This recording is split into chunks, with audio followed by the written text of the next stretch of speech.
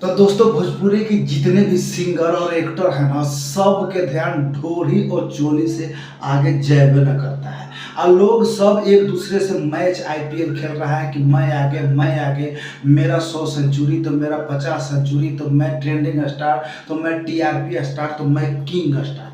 तो चलो दोस्तों, मैं आज आप लोगों के सामने ही प्रतियोगिता रख देता हूँ कि कौन नंबर 1 है और कौन नंबर 2 है और कौन ईसी है और कौन फीसी है। आप लोग कमेंट करके बताइए कि भोजपुरी में कौन ऐसा सिंगर है जो अश्लील से मुक्त है, जो कचरा से मुक्त है और वो नंबर 1 है।